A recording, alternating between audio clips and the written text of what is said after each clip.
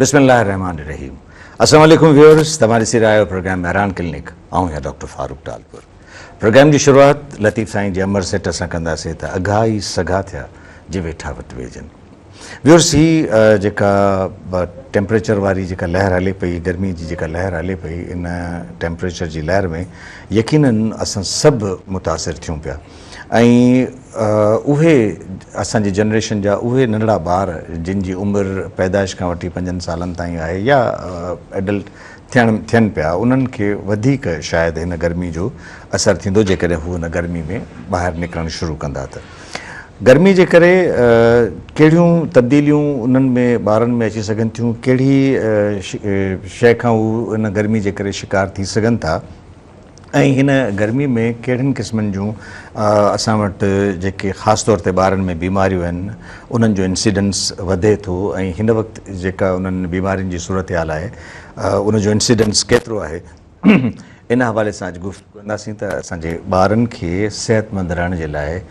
Precautionary mayor वठणु हिन मौसम में ख़ासि तौर ते वठण जी ज़रूरत आहे। उहा कहिड़ा प्रिकॉशनरी मेयर्स आहिनि या बचाव जा उपाउ आहिनि जिन जे करे हू हिन वेदर में हिन मौसम में पंहिंजो पाण खे सिहतमंद रखी सघनि, मुख़्तलिफ़ बीमारियुनि खां पाण खे बचाए सघनि। गॾोगॾु इहो बि ॾिसंदासीं त असां वटि जेका वैक्सीनेशन थिए पई, माफ़ु कजो, वैक्सीनेशन जेका थिए पई उन वैक्सीनेशन जो रोल असां वटि हिन वक़्तु केतिरो आहे, केतिरे हद ताईं उन वैक्सीनेशन मां असांजी जनरेशन खे फ़ाइदो थियो आहे। गुफ़्तगू करण जे लाइ जेका महिमान शख़्सियत मूं सां गॾु आहे, तव्हां यकीनन उन्हनि खां वाक़ुफ़ु आहियो, असांजे मुख़्तलिफ़ वक़्तनि ते असां सां गॾु रहंदा आहिनि, ऐं जॾहिं बि असां उन्हनि खे कॉल कंदा आहियूं त लबैक चई असां सां गॾु असांजे प्रोग्राम में शामिलु थींदा आहिनि। संदन नालो आहे doctor Chandiram Shahani sahib. Doctor Chandiram Shahani sahib consultant paediatrician neonatologist आहिनि, ऐं हिन वक़्तु पाण Aga Khan maternal and child health care Hyderabad में कमु कनि था। अस्सलाम वालेकुम साईं। वालेकुम सलाम। ठीकु ठाक सर? ख़ैरियत है सर। हाणे हिन वक़्तु जेका सिचुएशन आहे गर्मीअ जी, उहा यकीनन पाण हींअर एसी में वेठा आहियूं, पर आउं सम्झां थो त जेके स्क्रीन ते असांखे ॾिसंदा हूंदा उहे हींअर बि ॾिसंदा हूंदा त ॿ एसियूं असांजे स्टूडियोज़ में हलनि पियूं, तंहिं जे बावजूदि बि हीअ गर्मी जो जेको असरु आहे उहो थिए पियो। असांजे जेका जिस्म ते उनजो असरु आहे पघर जी सूरत में, उहो शायदि उन्हनि खे नज़र ईंदो हुजे। त छा था सम्झो त हिन मौसम में कहिड़े क़िस्म जी ख़ासि तौर ते असांजा नंढड़ा ॿार जेके वधीक प्रोन आहिनि इन हवाले सां, त उन्हनि ते कहिड़ा असरात पइजी सघनि था?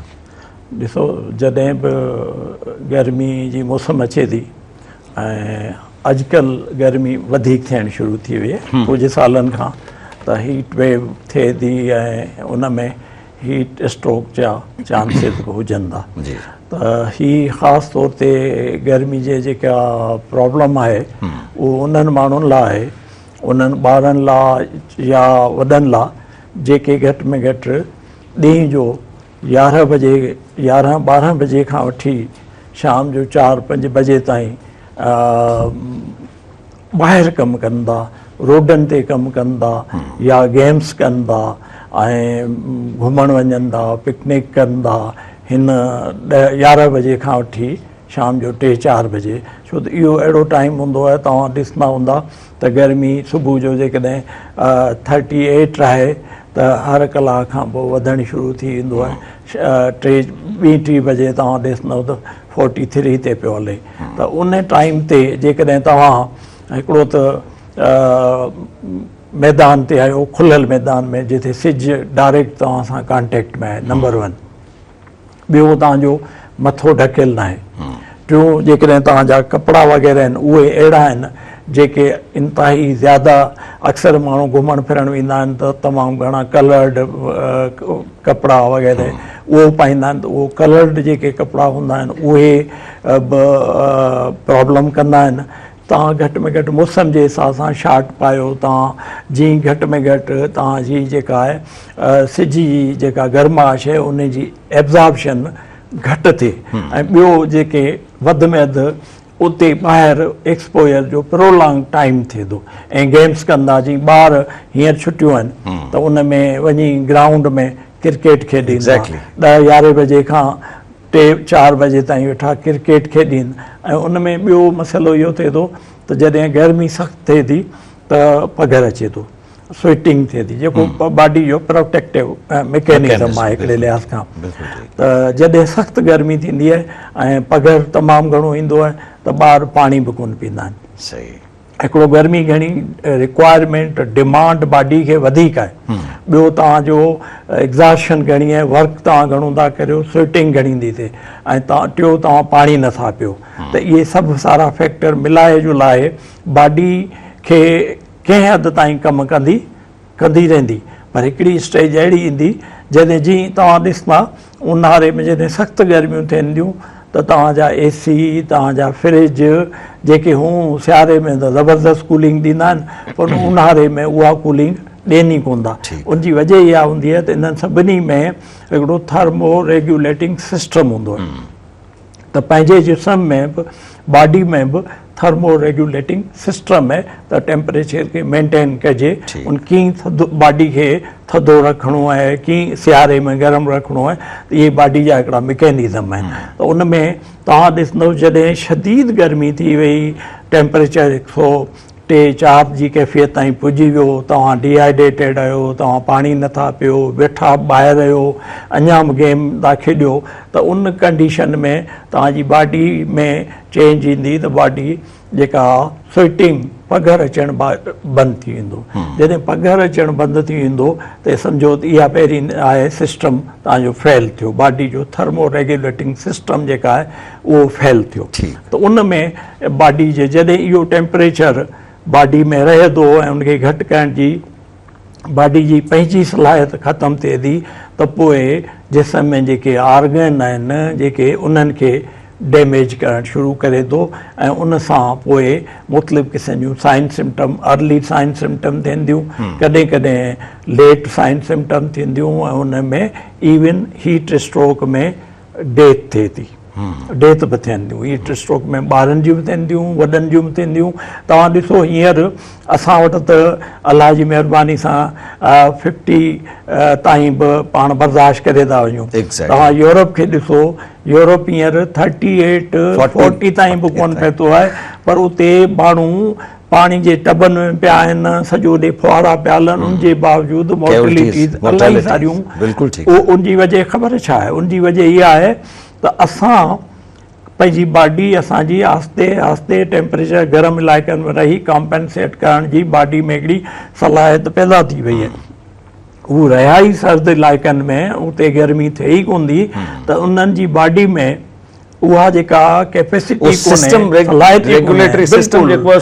उनजे करे उहा फेल्यूर थिए थी। त इन मौसम में घटि में घटि जेका प्रिकॉशनरी मेयर्स आहिनि, जेके तव्हांजो मथो ढकियलु हुजे, जेकॾहिं उस में निकिरणु लाज़मी आहे, हरूभरू ज़रूरी आहे त मथो ढकियलु हुजे, या तव्हां जेकॾहिं ॿाहिरि वञो पिया त छतरी या अम्ब्रेला खणण में को ऐब या गुनाह कोन्हे। पाण वटि त माण्हू खणी जेकॾहिं केरु खणी हलंदो चवंदो त यार चरियो आहे या छा थियो आहे हिनखे, पर सॼी दुनिया में तव्हां ॾिसंदा आहियो त माण्हू जॾहिं बारिश थिए थी, उस थिए थी त छतरी खणी हलनि था। इहा हिकिड़ो काफ़ी प्रोटेक्टिव मैकेनिज़म आहे। जेकॾहिं इहे गर्मियूं रहियूं त तव्हां ॾिसंदो हींअर खणी माण्हुनि खे उहो लॻे थो, पर साल खां पोइ 2 सालनि खां पोइ जॾहिं 55 ताईं टेम्परेचर अची पए थो त सभई माण्हू तव्हां ॾिसंदव त ॾींहं जो जॾहिं ॿाहिरि निकिरंदा त अम्ब्रेला हथ में प्रोटेक्टिव मैकेनिज़म हूंदो। पाण वटि त सिंध में ईअं ई हूंदो हो, पर हाणे घटि थियो आहे। अॻु में को बिना कपिड़े जे मथो छॾणु, उघाड़ो मथो छॾणु पाण वटि ऐब सम्झो वेंदो। तंहिंजे करे सिंध में त इहो अञा ताईं ॻोठनि में त इहो रवाजु आहे त माण्हू मथो ढके ॾींहं जो मलंदा आहिनि, घरनि में किथे वेंदा आहिनि, पाड़े मां बि लंघंदा आहिनि, चवंदा आहिनि बाबा मथो ढकियलु हुजणु खपे, उघाड़ो मथो माना ऐब सम्झो वेंदो। पाण वटि इहो हिकिड़ो पर्टिकुलर लफ़्ज़ आहे जंहिंखे पाण पोतड़े जे नाले सां चवंदा आहियूं। इहो पोतड़ो असांजे ॻोठनि में माण्हुनि जे कुलनि ते मथे ते रखियलु हूंदो आहे ताकी न अहिड़ी मौसम खां पाण खे बचाए सघे। बिल्कुलु। त उन में वधि में तव्हांखे लिक्विड इंटेक पंहिंजो वधाइणो आहे। ज़रूरत पाणी जी जेकॾहिं तव्हां बोटल केॾांहुं बि वञो था त घटि में घटि पाण सां खणी छॾियो, ऐं उहा तव्हां जेकॾहिं ॾींहं में 10 दफ़ा पाणी पीअंदड़ आहियो, 6 दफ़ा पीअंदड़ आहियो, त घटि में घटि अहिड़ी मौसम में पंहिंजो इंटेक वधायो। इन करे जो तव्हांजी बॉडी जो लॉस स्वेटिंग जी हैसियत में बि घणो थिए थो, प्लस भई बॉडी खे डिमांड गर्मी जे करे वधे थी। त तव्हां लिक्विड इनटेक वधायो, एक्सपोजर घटि करियो, मथे खे ढकियो, ऐं त आउं सम्झां थो काफ़ी हद ताईं तव्हांजो गर्मी खां बचा थी वेंदो हलियो। ऐं जेकॾहिं गेम करणियूं आहिनि त तव्हां शाम जो 4-5 बजे खां पोइ सॼी राति पई आहे। ऐं ख़ासि करे हीअं त पंहिंजा नौजवान काफ़ी शहरनि में थी वियो आहे त उहे वीचारा सुम्हनि राति सुबुह जो था, सॼी राति जाॻनि था ऐं उथनि ई 1-2-3 बजे था, पोइ तंहिंजे करे उहे त ख़ैर बचा पिया आहिनि। पर इहा का पॉज़िटिव या हेल्दी साइन कोन्हे। उहो उन जा वरी उहे जेके सॼी राति जाॻनि था, मोबाइल फूड पांडा तां ॿाहिरि जा ऑर्डर, इहे हिकिड़ा अलॻि इशू आहिनि। इन्हनि जा मोबाइल जा जेके प्रॉब्लम आहिनि, ॿाहिरि जी मानी जा जेके मसइला आहिनि, त इहे अलॻि इशू लेट सुम्हण जा जेके ड्रॉबैक्स आहिनि, बिल्कुलु साइंस आहिनि, देरि सां सुम्हणु, देरि सां उथणु, पूरी निंड न करणु, मोबाइल ते लेटियो, लाइट बंदि करे हलाइणु 4-4, 5-5, 6-6 कलाक कंटिन्यूस, अखियुनि जो नुक़सानु, आइज़ खे स्ट्रेस थिए थी, साइकोलॉजिकल प्रॉब्लम थियनि था, उन में पोस्चर जा प्रॉब्लम थियनि था, कॉन्स्टिपेशन थिए थी, तव्हांखे ओबेसिटी थिए थी, ऐं उनजे करे टाइम ते तव्हांजी कंसंट्रेशन ॿिए कंहिं कम में लॻे ई कोन थी। ऐं उनजे करे तव्हां खायो बि उहे था जेके घर वारा सभु मानी खाई सुम्ही रहिया, तव्हां पिया ॿाहिरियां फूड पार्टनर तां घुरायो, पोइ उहे सभई जंक फूड, त उन जंक फूड जा पंहिंजा नुक़सान, पोइ तव्हांखे गैस्ट्राइटिस थिए थी, एब्डोमिनल पेन थिए थो, अक्सर फूड पॉइज़निंग जा पेशेंट बि इन मौसम में ॿाहिरि जे मानियुनि जे करे ईंदा रहंदा आहिनि। त इहे सभु गर्मी सां रिलेटेड बि इशू आहिनि, हैबिट सां रिलेटेड बि आहिनि। त इन्हनि खे बि मुंहिंजे ख्याल में ऑब्ज़र्व करण जी ज़रूरत आहे। मतिलबु ख़ासि तौर ते हिन मौसम में इन्हनि सभिनी शयुनि खे चेंज करण जी ज़रूरत आहे, ताकी असां हिन सीज़न जी जेका ही गर्मी आहे, उन गर्मी जे टेम्परेचर जो जेतिरो ज़ोर आहे उहो टुटे त पोइ असां मूंखे नंढड़ी ब्रेक लाइ डॉक्टर चंदी चयो पियो हुजे, हिकिड़ी नंढड़ी ब्रेक वठंदासीं, वापसि ईंदासीं त इहो बि ॾिसंदासीं त जेको तव्हां इंटेक फ्लूइड या लिक्विड इंटेक जे लाइ तव्हां चयो आहे त उन में कहिड़े क़िस्म जा लिक्विड या फ्लूइड वठण जी ज़रूरत आहे। छाकाणि त असां हींअर ॾिसूं पिया मार्केट में त हिन गर्मी जे करे मुख़्तलिफ़ जूसिस, पोइ उन में गोला गंढा, पोइ उन में शरबतूं, त उहे असांजे लाइ छा फ़ाइदे वारियूं आहिनि या नुक़सानदेह आहिनि। व्यूअर्स, प्रोग्राम में नंढड़ी साई खां पोइ जल्दी था मोटूं, असां सां गॾु रहिजो।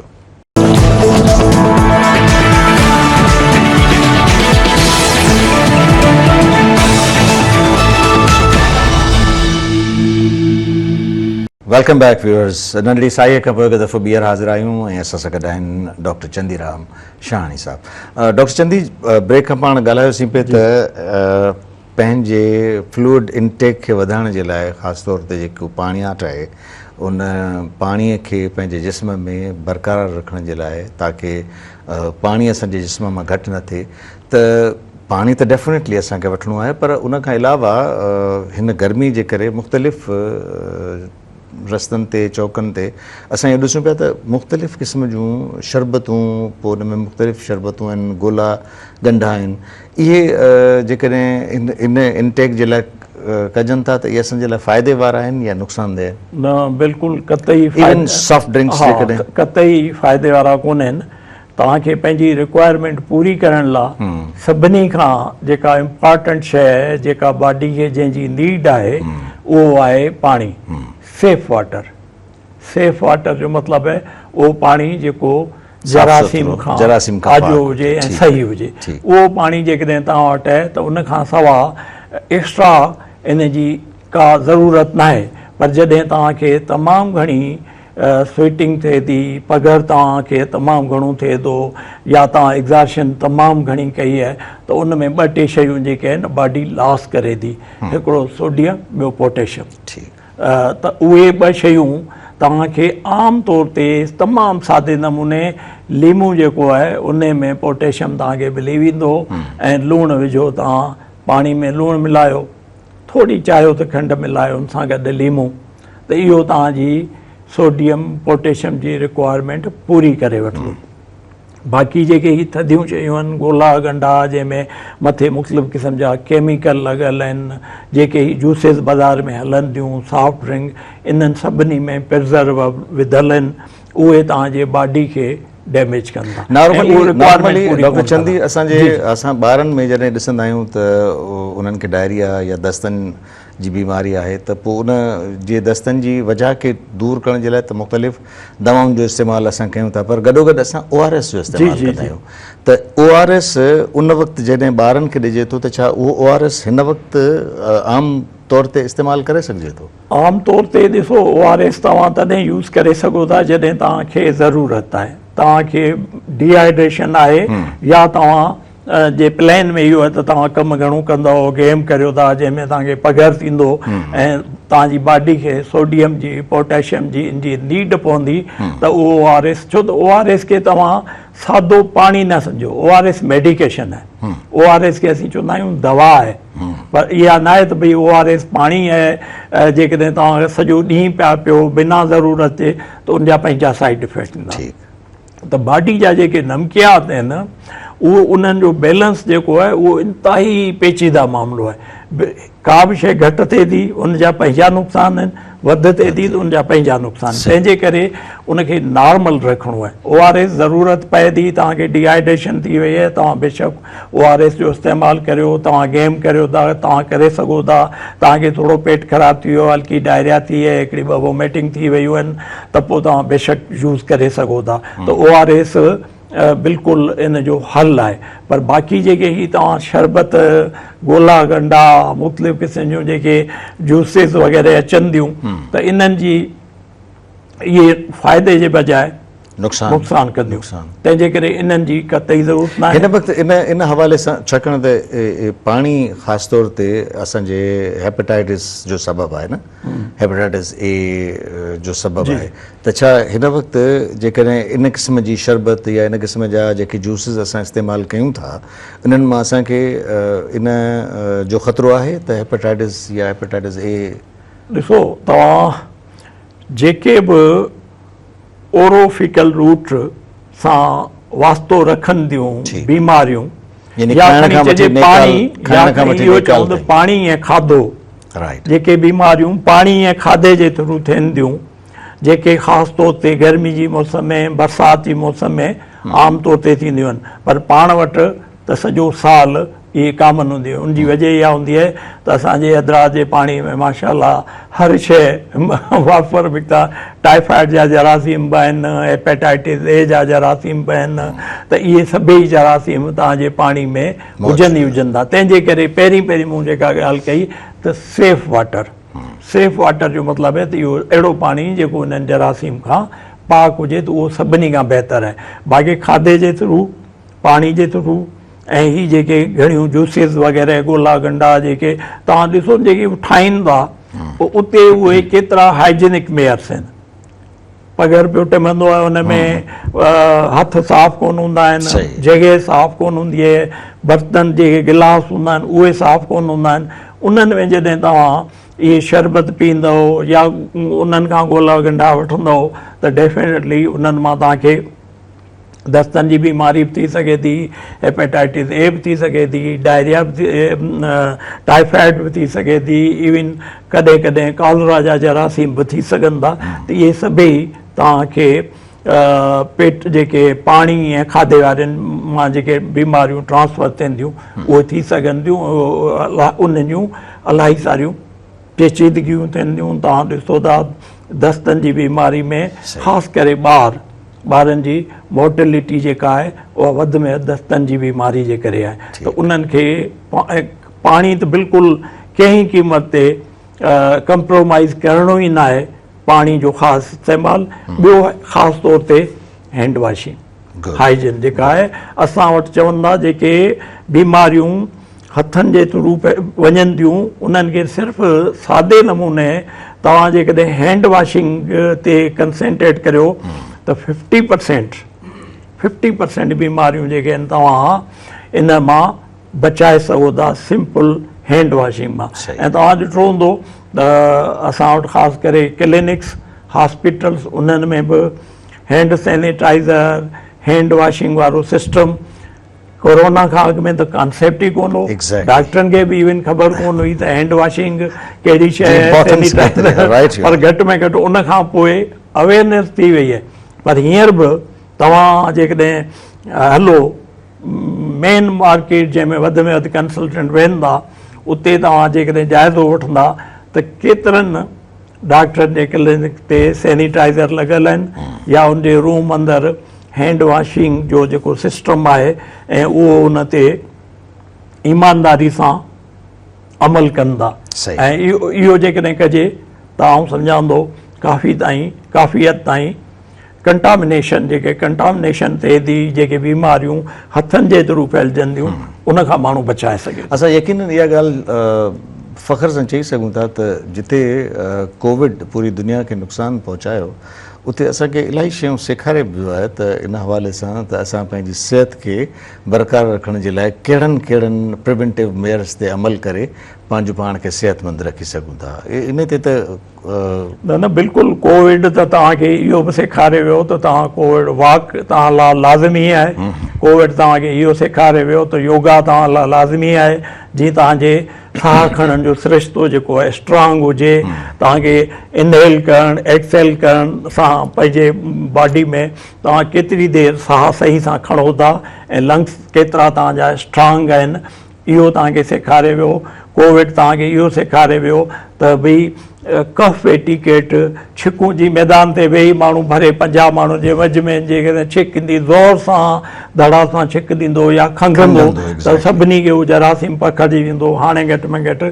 चङो ख़ासो पढ़ियल लिखियल माण्हू या इवन ॿारनि जा जंहिंखे इहा शइ जी ख़बर आहे त खंघि थींदी त घटि में घटि ॿियो न त टिशू पेपर या हथु पंहिंजो मुंहं जे आॾो ॾियनि था या छिक बि अचे थी त उहो घटि में घटि उनजो ख़्यालु कंदा इन सां बि कोविड पाण खे काफ़ी कुझु सेखारे वियो ऐं हॉस्पिटल्स जी management ventilator oxygen sterilisation hand gloves mask इहे सभु शयूं जेके आहिनि कोविड ऐं तंहिंखां पोइ कोविड जेका हिकिड़ी वॾी ॻाल्हि सेखारी उहा हुई वैक्सीनेशन ठीकु जेका माण्हू अॻु में केरु वैक्सीनेशन लाइ सॼो ॾींहुं तव्हां असां प्रिंट मीडिया ते लोकली काउंसलिंग में मरीज़नि खे सुबुह शाम चवंदा आहियूं बाबा वैक्सीनेशन पर माण्हू ॿुधण लाइ तयारु कोन हुआ पर जॾहिं कोविड आयो त कोविड अचण खां पोइ हर माण्हू पहिरियों सुवाल इहो कंदो त वैक्सीनेशन कॾहिं ईंदी कोविड जी राइट त इहो एॾो डपु वेही वियो माण्हुनि खे जेका वैक्सीनेशन आउं सम्झां थो 90% माण्हुनि पक सां वैक्सीनेशन जी कराई हुई चंदी साहिबु हिकिड़ो त उन सां हिकिड़ो इहो फ़ाइदो थियो त कोविड जी वैक्सीनेशन थी ऐं पोइ वैक्सीनेशन जी इम्पोर्टेंस जी ख़बर पई माण्हुनि खे ख़बर पइजी वई त इहो वैक्सीन सिर्फ़ु कोविड खां कोन थी बचाए बल्कि मुख़्तलिफ़ जेके बीमारियुनि जे ख़िलाफ़ वैक्सीन मौजूदु आहे उहा बि इम्पोर्टेंट आहे उहा माण्हुनि लॻाराई वरिती उनजो नतीजो असां शायदि हींअर ॾिसूं पिया त असां वटि इन हवाले सां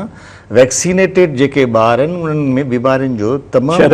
शरह तमामु घटि आहे मूंखे वरी नंढड़ी ब्रेक लाइ पियो चयो वञे मां ब्रेक वठंदुसि वापसि ईंदुसि त पोइ वरी पाण गुफ़्तगू खे अॻिते वधाईंदासीं व्यूअर्स प्रोग्राम में वरी नंढड़ी साही खां पोइ जल्दी था मोटूं असां सां गॾु रहिजो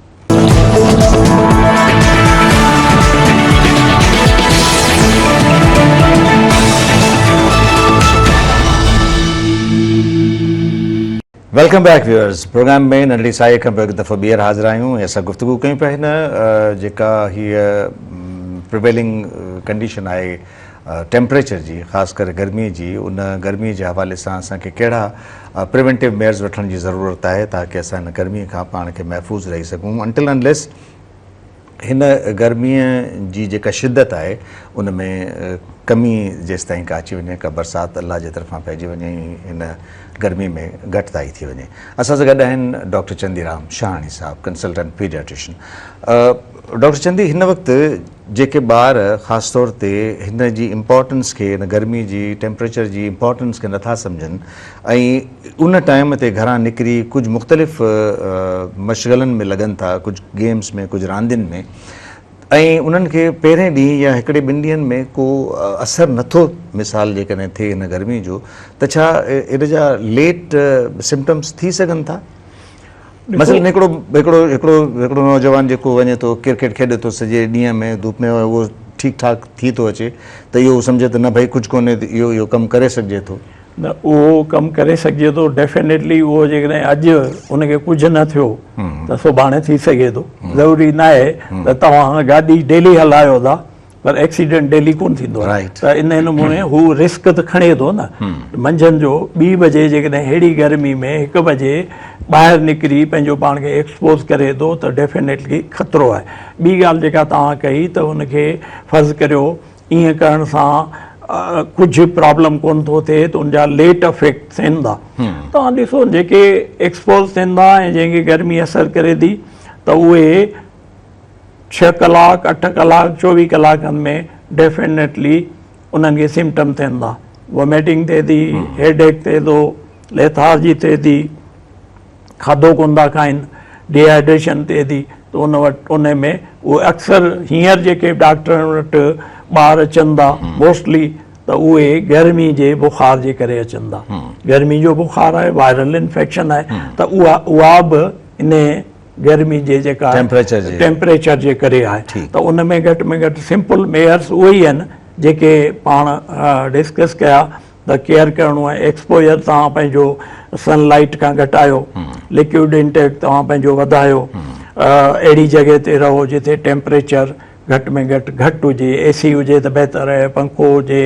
वाटर कूलर हुजे मक़सदु अहिड़ी जॻह ते घटि में घटि डायरेक्ट सनलाइट खां त तव्हां पंहिंजो पाण खे बचायो ऐं उन सां गॾोगॾु जेकॾहिं तव्हांखे वाक़ई टेम्परेचर थी वियो आहे त उनखे तव्हां स्पंज करियो सॼे बदन खे पाणी सां साफ़ करियो शावर वठी सघो था पोइ बि जेकॾहिं टेम्परेचर नथो लहे ऐं वाक़ई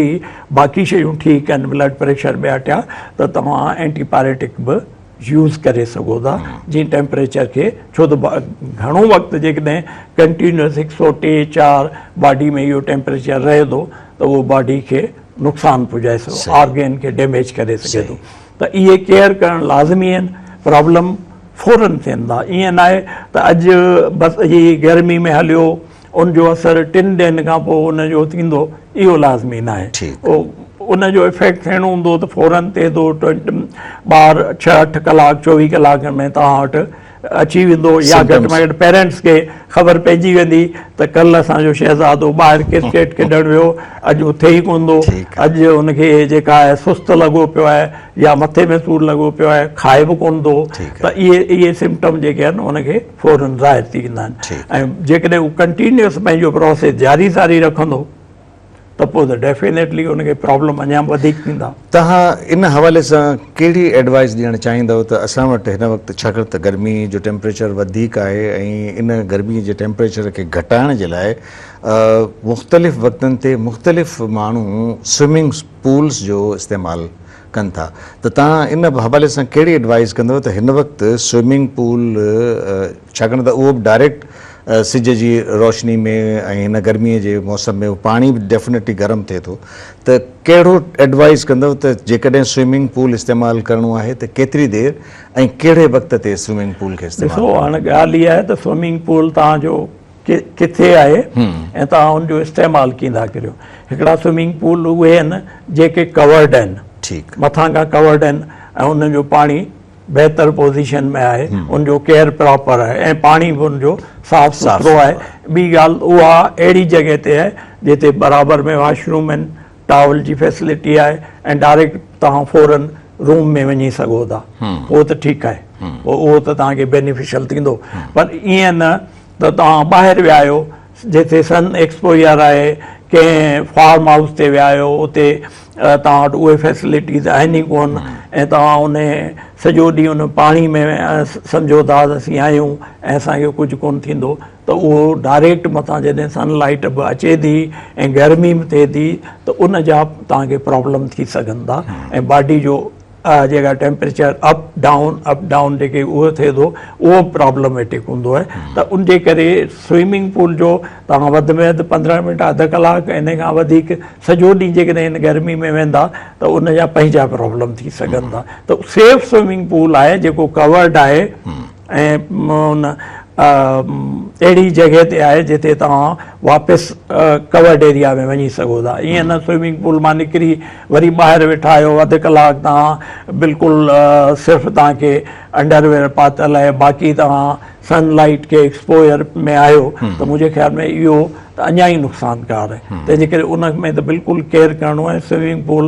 इन गर्मी जो मसइले जो हल न आहे त बाबा हाणे सॼो ॾींहुं स्विमिंग पूल में वेही रहिजे, गर्मी मां जान छुटी वेंदी, ईअं न आहे। उनजो बि हिकिड़ो प्रॉपर यूज़ आहे, प्रॉपर तरीक़े सां उन में वञिणो आहे, उनजो प्रॉपर टाइमिंग आहे। ईअं न त सॼो ॾींहुं तव्हां वेही रहो स्विमिंग पूल में ऐं अञा वधीक बीमार थी पओ।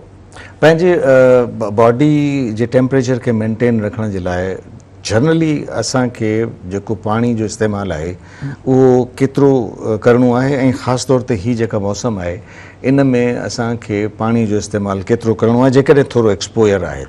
तव्हांखे ॾिसो आम हालत में बि जेका